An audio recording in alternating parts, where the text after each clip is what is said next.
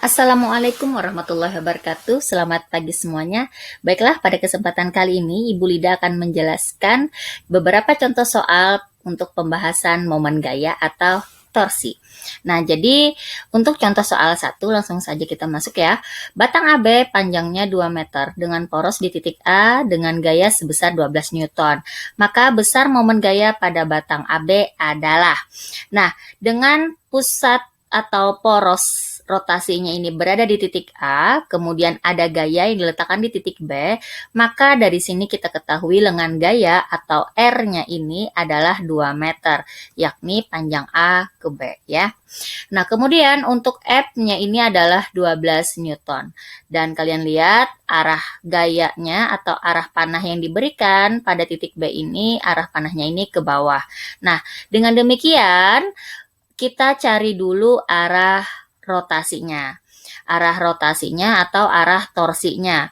Jika gaya yang diberikan pada batang AB ini dengan arah panahnya ini ke bawah. Nah, dengan pusat rotasi di titik A, maka batang AB ini akan berotasi searah jarum jam ya, jika F ini bekerja. Bisa dibayangkan, nah? Oke, jadi kalian lihat nih arah ujung panah F ini akan mengalami perputarannya ini searah jarum jam ya, searah jarum jam menuju poros. Jadi arah ujung F-nya ini jika dia bekerja menuju poros ini perputarannya searah jarum jam. Nah, ketika dia searah jarum jam maka nilai rumusan torsinya ini akan menjadi rumusnya torsi A sama dengan negatif ya. Jika putarannya searah jarum jam, tanda di sini adalah negatif. Negatif F dikali dengan R. Dan kalian lihat bahwa F ini sudah tegak lurus terhadap lengan gaya. Maka langsung saja kalian kali negatif F dikali dengan R, yakni negatif 12 dikali 2 yaitu negatif 24 Newton meter. Yang mana tanda negatif ini adalah menunjukkan bahwa arah torsinya pada gambar ini searah jarum jam. Nah, sekarang kita lanjutkan ke contoh soal 2. Nah, untuk contoh soal 2 hampir sama dengan contoh soal 1.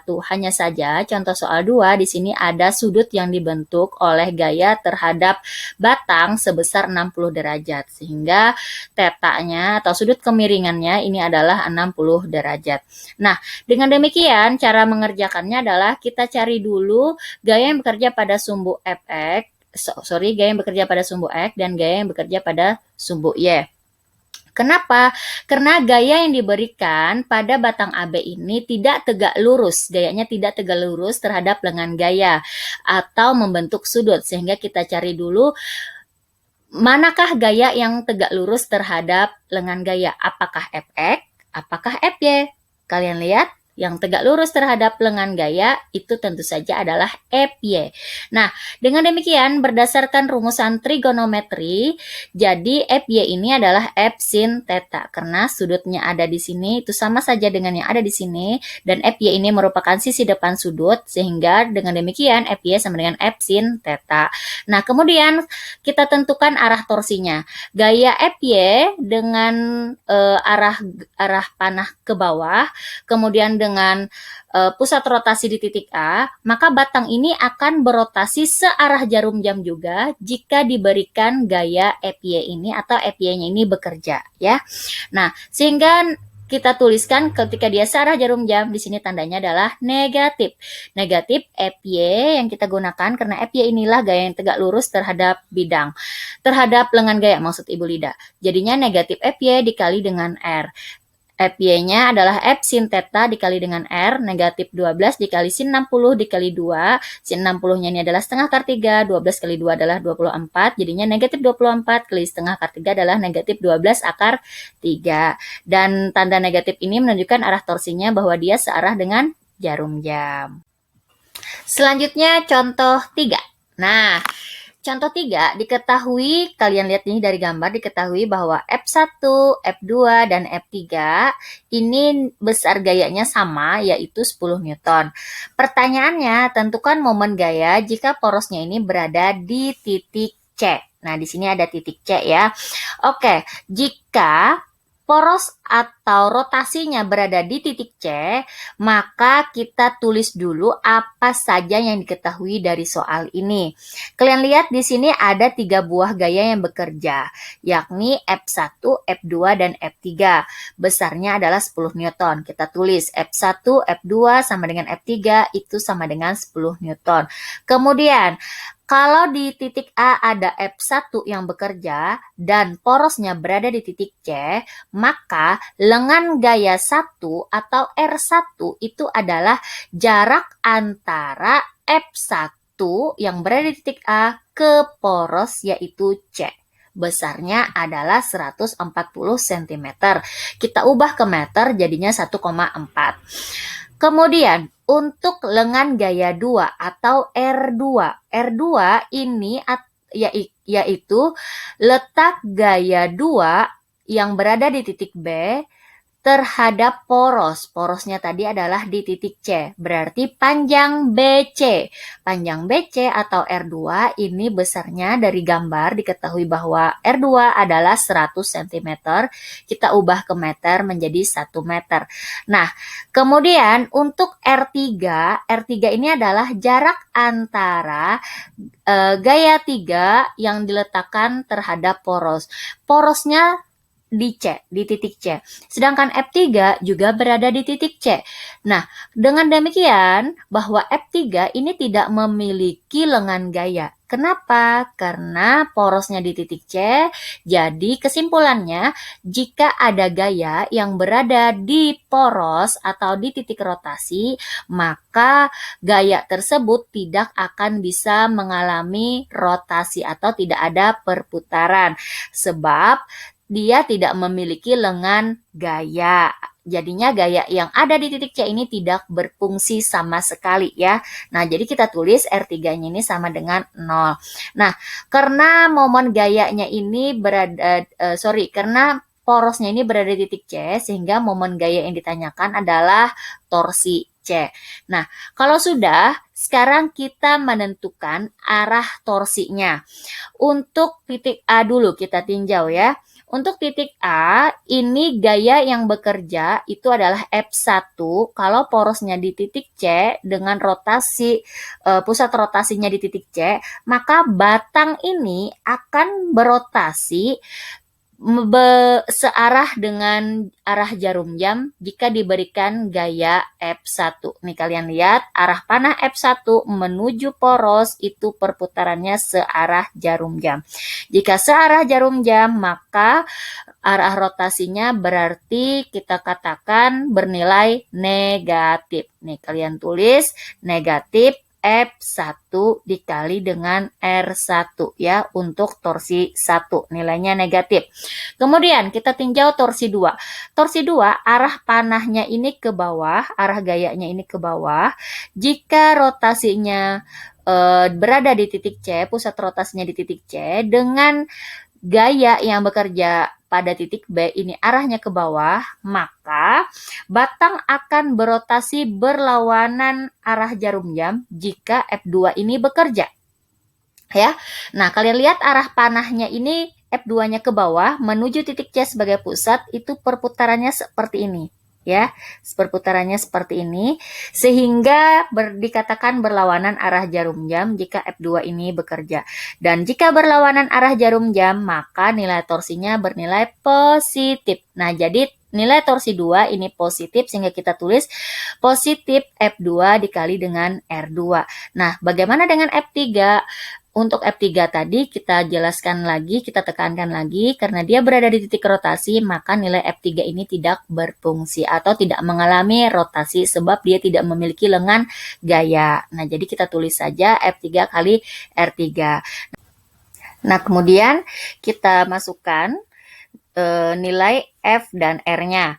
Jadinya di sini negatif, F1-nya 10, R1-nya 1,4, F2-nya 10, R2-nya 1, dan F3-nya 10, R3-nya adalah 0. Kita hitung, hasil akhirnya adalah negatif 4 Newton meter.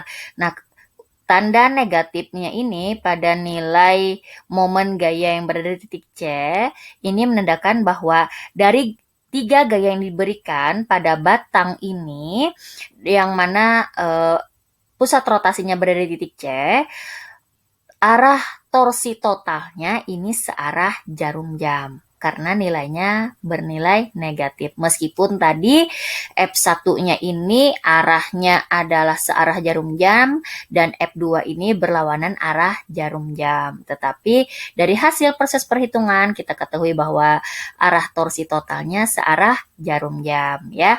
Nah, selanjutnya kita masuk ke contoh 4. Nah, di sini ada 3 buah gaya pada batang ini, yakni F1, F2, dan F3. Besarnya berbeda ya, jadi kita tulis diketahuinya F1 30, F2-nya 10, F3-nya 25. Yang bekerja pada batang PQ, yang mana panjangnya PQ ini adalah 2 meter dan masanya diabaikan. Nah, kemudian jika PO sama dengan OQ, kalian lihat bahwa O ini berada di tengah-tengah sehingga panjang PO ini 1 meter berarti dan panjang OQ ini juga 1 meter ya. Nah, kemudian yang ditanyakan adalah resultan momen gaya yang bekerja pada batang terhadap ujung P sebagai porosnya. Nah, jadi di sini bahwa di titik P ini adalah porosnya. Nah, kalian lihat di sini ada 3 buah gaya ya. Dan lagi-lagi ada gaya yang bekerja pada pusat rotasi, berarti gaya F1 ini tidak berfungsi atau dia tidak membuat batang ini berputar karena dia tidak memiliki lengan gaya. Maka fokus kalian hanyalah gaya yang bekerja pada titik selain poros, yakni F2 dan F3. Nah, kemudian kita cari dulu R2. R2-nya ini berarti gaya yang bekerja antara titik O ke titik P. Karena di titik O ini diletakkan gaya sebesar F2. Berarti O ke P ini R2 besarnya adalah 1 meter.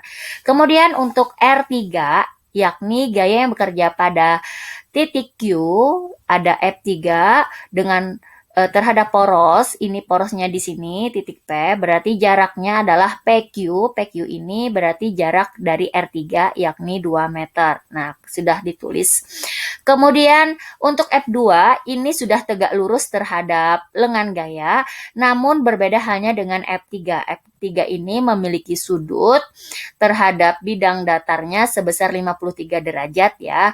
Maka dari itu kita cari dulu F3-nya ini berdasarkan sumbu X namanya F3X dan F3 kalau diproyeksikan terhadap sumbu Y namanya F3Y. Di antara F3X dan F3Y ini yang tegak lurus terhadap lengan gaya ini tentu saja adalah F3Y. Nah, sekarang dari sini kita ketahui bahwa F3Y itu adalah F3 dikali sin 53 sebab F3 ini merupakan sisi depannya sudut. Kalau di sini 53 derajat, maka di sini pun juga 53 derajat ya. Jadi F3-nya besarnya adalah F3 kali sin 53.